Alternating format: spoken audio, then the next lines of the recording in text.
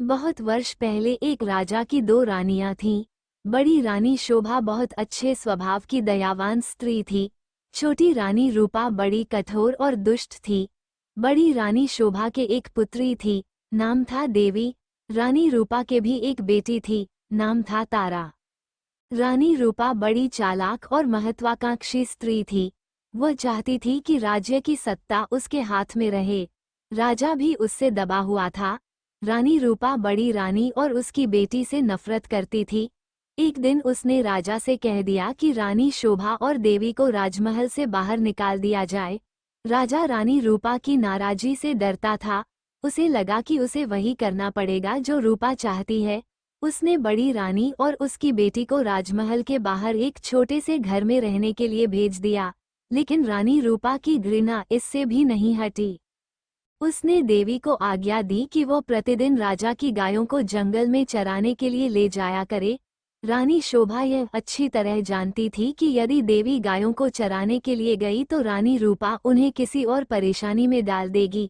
इसलिए उसने अपनी लड़की से कहा कि वो रोज सुबह गायों को जंगल में चरने के लिए ले जाया करे और शाम के समय उन्हें वापस ले आया करे। देवी को अपनी माँ का कहना तो मानना ही था, इसलिए वह रोज सुबह गायों को जंगल में ले जाती। एक शाम जब वह जंगल से घर लौट रही थी तो उसे अपने पीछे एक धीमी सी आवाज सुनाई दी। देवी, देवी, क्या तुम मुझसे विवाह करोगी? देवी डर गई। जितनी जल्दी हो सका उसने गायों को घर की ओर हाँका। दूसरे दिन भी जब वह घर लौट रही थी तो उसने वही आवाज पुनः सुनी। वही प्रश्न उससे फिर पूछा गया। रात को देवी ने अपनी माँ को उस आवाज के बारे में कहा। माँ सारी रात इस बात पर विचार करती रही। सुबह तक उसने निश्चय कर लिया कि क्या किया जाना चाहिए। सुनो बेटी, वो अपनी लड़की से बोली, मैं बता रही हूँ कि यदि आज शाम के समय भी तुम्हें वही आवाज सुनाई दे तो तुम्हें क्या करना होगा? बताइए माँ, देवी ने उत्तर दिया। तुम उस आवाज को उत्तर देना। रानी शोभा ने कहा, कल सुबह तुम मेरे घर आ जाओ, फिर मैं तुमसे विवाह कर लूंगी। लेकिन माँ, देवी बोली, हम उसे जानते तक नहीं। मेरी प्यारी देवी, माँ ने दुखी होकर कहा, जिस स्थिति में हम जीवित हैं उससे ज्यादा बुरा और क्या हो सकता है। हमें इस प्रस्ताव को स्वीकार कर लेना चाहिए। ईश्वर हमारी सहायता करेगा। उस संध्या को जब देवी गायों को लेकर लौट रही थी उसे वही आवाज फिर सुनाई दी। आवाज कोमल और दुख भरी थी। देवी, देवी, क्या तुम मुझसे विवाह करोगी? क्या तुम मुझसे विवाह करोगी? आवाज बोली। देवी रुक गई। उसने पीछे मुड़कर देखा लेकिन उसे कोई नहीं दिखाई दिया। वो हिचकिचाई। वो वहां से भाग जाना चाहती थी लेकिन फिर उसे माँ के शब्द याद आ गए। वो जल्दी से बोली, हाँ, यदि तुम कल सुबह मेरे घर आ जाओ तो मैं तुमसे विवाह कर लूंगी। तब वो बड़ी तेजी से गायों को हाँकती हुई घर चली गई। अगले दिन सुबह रानी शोभा जरा जल्दी उठ गई। उसने जाकर बाहर का दरवाजा खोला, देखने के लिए कि कोई प्रतीक्षा तो नहीं कर रहा। वहां कोई भी न था। अचानक उसे एक धक्का सा लगा और वह स्तब्ध रह गई। एक बड़ा अजगर कुंडली मारे सीढ़ियों पर बैठा था। रानी शोभा सहायता के लिए चिल्लाई। देवी और नौकर भागे भागे आए कि क्या बात है। तभी एक आश्चर्यजनक बात हुई। अजगर बोला, नमस्कार। उसका स्वर बहुत विनम्र था। मुझे निमंत्रित किया गया था इसलिए मैं आया हूँ। आपकी लड़की ने मुझसे वायदा किया था कि यदि मैं सुबह घर आ सकूं तो वह मुझसे विवाह कर लेगी। मैं इसलिए आया हूँ। रानी शोभा की समझ में नहीं आ रहा था कि वह करे तो क्या करे। उसे तो यही आशा थी कि किसी दिन कोई सुंदर नौजवान उसकी लड़की से विवाह करने आएगा। उसने ये कभी नहीं सोचा था कि वो अजगर होगा।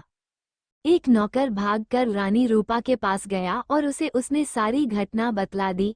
रानी यह सुनकर प्रसन्न हुई।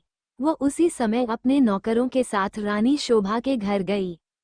यदि राजकुमारी देवी ने किसी के साथ विवाह का वायदा किया है, वो बोली तो उसे अपना वायदा अवश्य निभाना चाहिए। रानी होने के कारण ये देखना मेरा कर्तव्य है कि वो अपना वायदा पूरा करें। उसी दिन विवाह हो गया। रानी शोभा और देवी के लिए यह कोई प्रसन्नता का समय नहीं था, लेकिन इतने दुर्भाग्य सहने के बाद वे किसी भी प्रकार की विपत्ति का सामना करने को तैयार थीं। विवाह के पश्चात अजगर अपनी पत्नी के साथ उसके कमरे में गया। सारी रात रानी शोभा ने प्रार्थना करते हुए बिताई कि उसकी बच्ची ठीक ठाक रहें। दूसरे दिन बड़े सवेरे उसने देवी के कमरे का दरवाजा खटखटाया। एक सुंदर नवयुवक ने दरवाजा खोला। देवी उसके पीछे खड़ी थी। मैं आपको कह नहीं सकता कि मेरी जान बचाने के लिए मैं आपका और देवी का कितना आभारी हूँ। वह नवयुवक बोला, मैं एक शाप के कारण अजगर बन गया था। एक वन देवता मुझसे क्रुद्ध थे और उन्होंने मुझे अजगर बना दिया। बाद में उन्हें अपनी करनी पर दुख हुआ। तब उन्होंने कहा कि यदि कोई राजकुमारी मुझसे विवाह कर लेगी तो मैं फिर से मनुष्य बन जाऊंगा।